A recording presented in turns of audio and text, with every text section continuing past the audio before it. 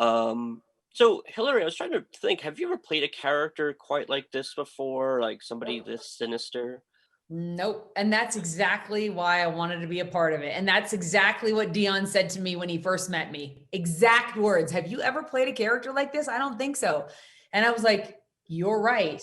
And we were just off to the races from there. Yeah, it's kind of fun to watch you do this, and it's also kind of fun to watch a movie where the female protagonist is constantly outsmarting basically everyone around her. She's always one step ahead. Was that also part of the appeal of the character? Oh yeah, completely. Who doesn't love to be a step ahead of everyone else? If you can't in real life, at least you get to play it on the screen. And yeah, I was talking to Michael just before, and he made it sound like things were pretty intense on set, at least like during shooting. I mean, he seemed like he was traumatized a little bit. Can you talk about shooting some of that stuff?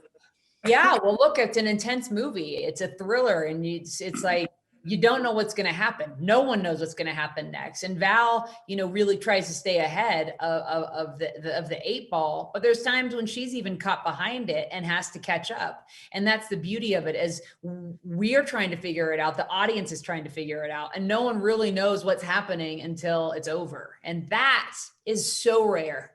I have been doing this for 29 years, and it's really hard to read a script and not see it coming, or watch a movie and see it coming. Deon, I'll put you on the spot a little bit. Can you talk about casting? And I know you had worked with Michael already. What about Hillary? How did she get involved?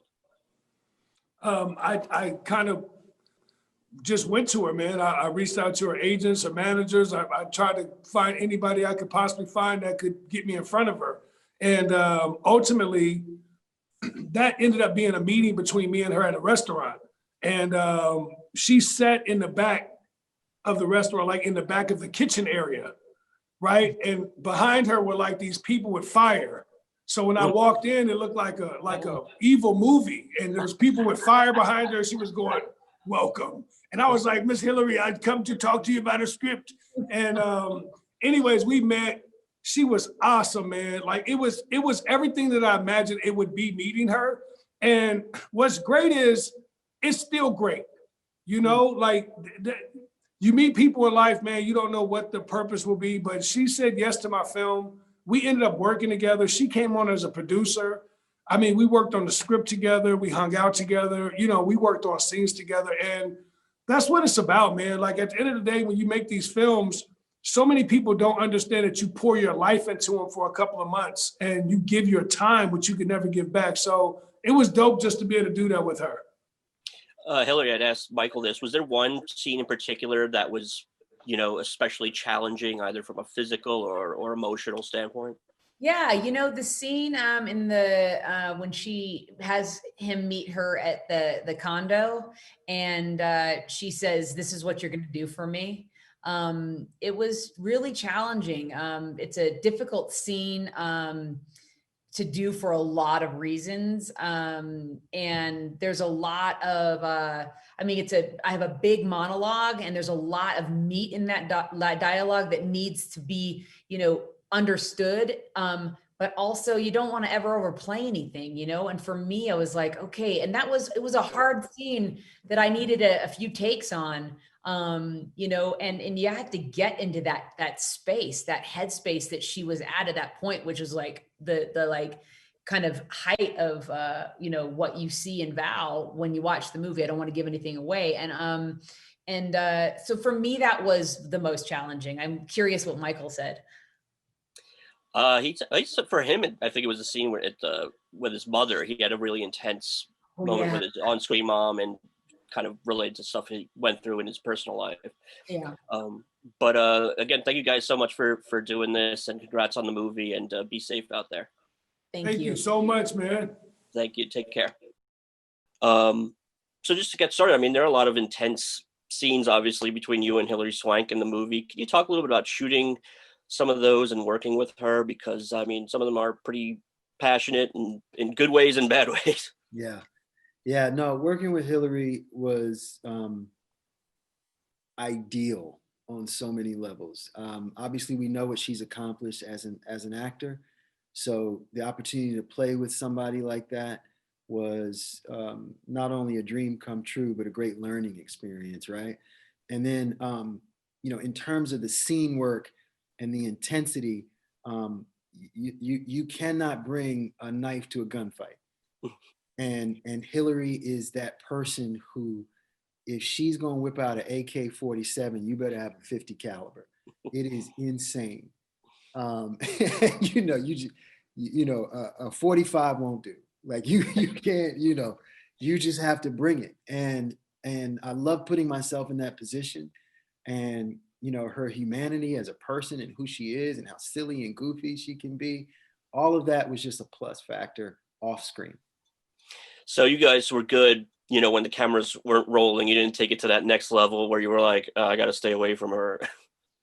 No, but we also, I mean, look, we have some very intense scenes that are either emotional or,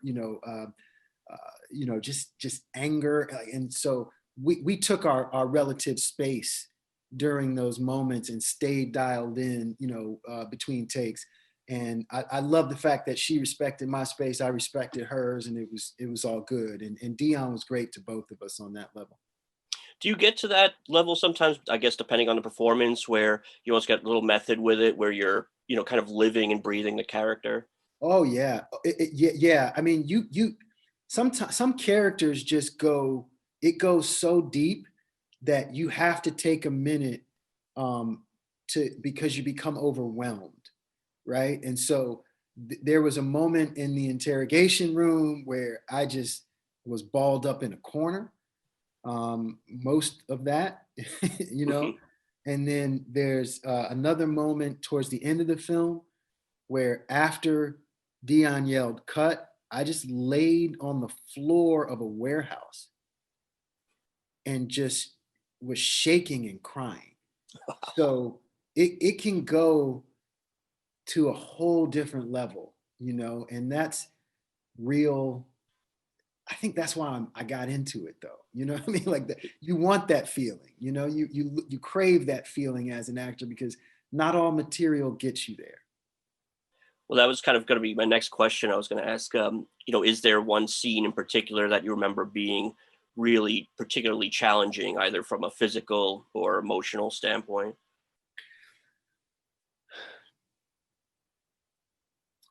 Yes. The scenes that I just described, the one in the interrogation scene after my drunken stupor, and then the scene at the inn in the warehouse. But there was an emotional scene that took its toll on me, and I didn't see it coming. It was a scene I kind of breezed through in the script. And then when it happened on set, it just triggered things for me. It triggered an emotional response for me. And it was the scene with my mother. And the way she just played that character, it just took me by surprise. Like I wasn't ready for that. I didn't expect her to bring that. And, sadly, I had just lost my mother, perhaps maybe like 2 years prior. So I just lost it, Wow. and to fight through that is what you see on camera. I was fighting through, losing it and thinking and feeling like this is exactly what my own mother would say. And it didn't resonate for me on the page as much as it did on set. So right off the bat, I mean, what attracted you and Deon to this script?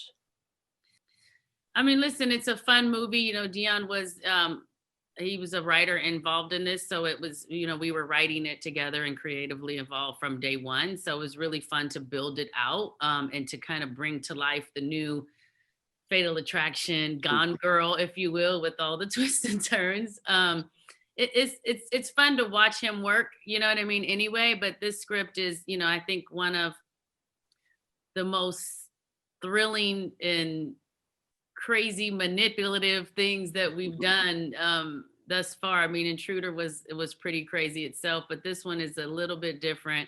It's a little bit more elevated, you know what I mean, more commercial, and to be able to be in that process is priceless for me. You know, I'm more hands-on, you know, like nuts and bolts on the deck, on the ground, but to give the feedback of what women really go through and what they really would do and not do is where I came into play for the script. That's awesome.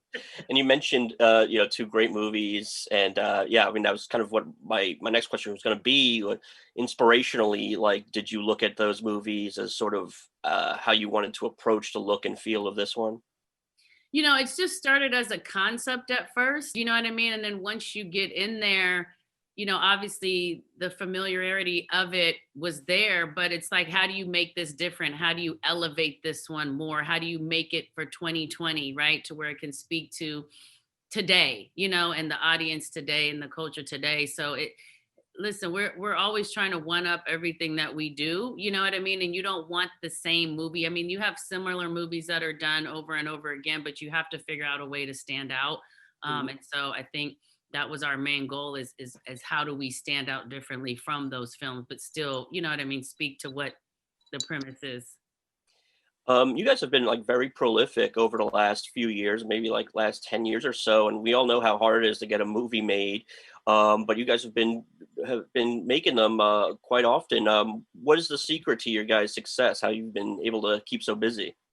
Man, listen, we just go do it. You know what I mean? We were told no so many times along the way, and waiting for people to help and do and say when we can go. And so we just decided to just go do it on our own. You know what I mean? And making a movie is a great way to keep momentum for investors, for the conversation. You know what I mean? And so when you stop, everything stops. So it's like, you know, we're here to make movies and we want to stay. And so we got to keep pumping them out so we're relevant. You know what I mean? And I don't know, we don't know anything else. You know, we don't know anything else.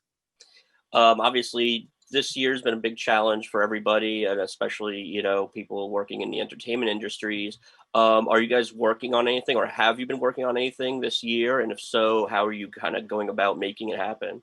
Well, listen, come on. You just said it. I mean, we made a movie in the pandemic called Don't Fear at the height of the pandemic, you know, and listen, you got to figure it out, right? Because no one's going to do it for you. And so we decided to make a really small movie called Don't Fear in the middle of the pandemic, so we can learn what we need to be prepared for this new world, right? The testing and the protocols and how you get done and working around insurance and all those bells and whistles that you got to figure out navigating into this new world. So we went and did it. We were super successful, meaning no one got sick, which is like the best thing ever.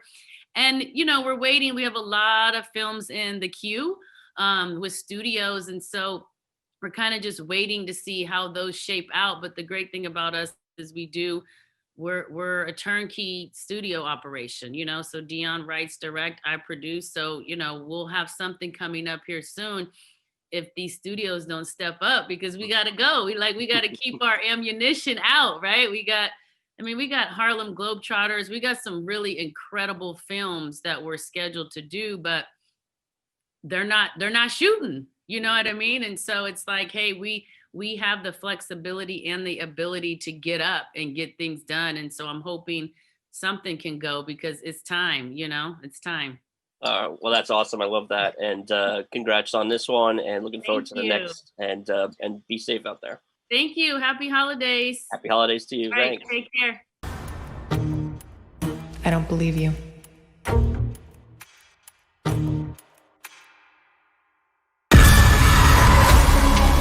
I made one wrong turn, and it cost me everything. Well, then you shouldn't have come to Vegas.